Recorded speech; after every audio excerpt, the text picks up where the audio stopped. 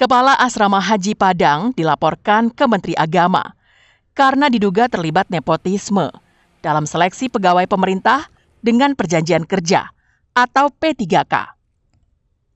Menurut keterangan sejumlah pegawai honorer di UPT Asrama Haji Padang, Kepala Asrama Haji lebih memprioritaskan anak dan keponakan dari koleganya, serta anak dari keluarganya sendiri.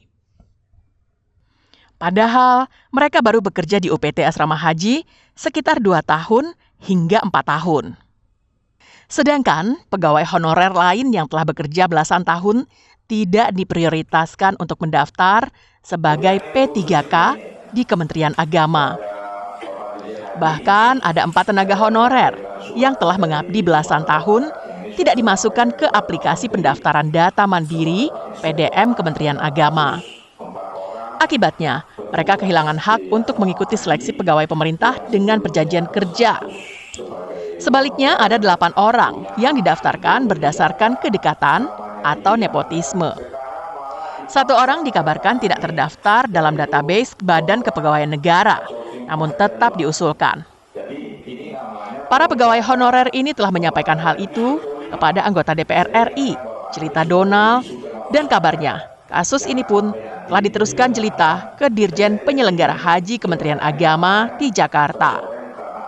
Namun hingga kini belum ada kejelasan nasib tenaga honorer di Asrama Haji Padang. Itu hanya beberapa kolega dan anaknya saja, Bang.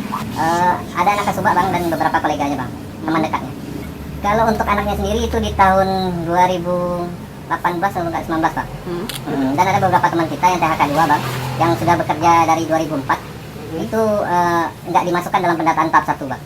Yang diprioritaskan itu tahu-tahu THK 2 tidak masuk gitu. Yang masuk cuma yang diusulkan ke pusat, anaknya, adiknya, kerabat-kerabat dekatnya gitu. Nyanya ini siapanya? Kerabatnya itu atau sanak bapak kepala gitu. Ada anak Kasubag, ada kerabat kepala gitu. Saat dikonfirmasi, Kepala Asrama Haji Padang membantah semua tudingan itu. Menurutnya, semua pegawai honorer di UPT Asrama Haji telah dimasukkan ke database Kementerian Agama. Kami menurut regulasi, Pak.